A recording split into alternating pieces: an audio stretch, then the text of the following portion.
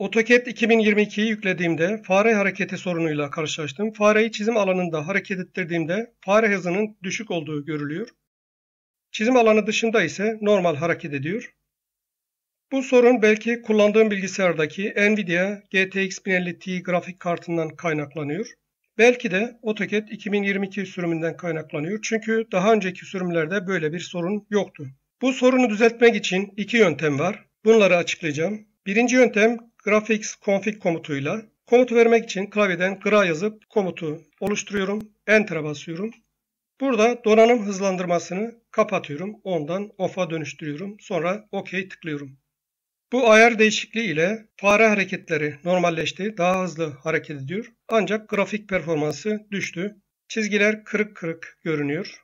Ayrıca çizgileri seçtiğimizde kesik çizgiyle gösteriyor. Grafik performansının düşmesini istemiyorum. O yüzden ikinci yöntemi uygulayacağım. Önce grafik performansını açacağım. Yine Graphics Config komutunu vereceğiz. Bu komutu şuradan da verebiliriz. Buradaki simge üzerinde sağ tıklıyorum. Grafik performansı tıklıyorum.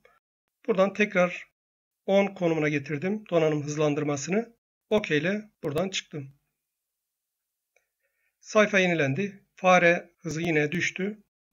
Bunu düzelteceğiz ikinci yöntemle. İkinci yöntemi uygulamak için bir komut gireceğim. Komut ismi gfxdx12. Bu komut listesinde olmadığı için otomatik olarak tamamlanmadı. Ayrıca bu komut hakkında yardım bilgisi de yok.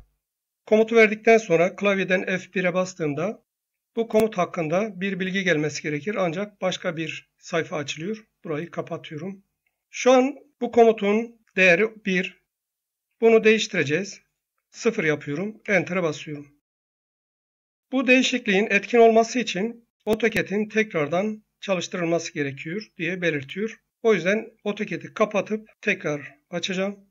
Kapatıyorum. AutoCAD'i tekrar açıyorum.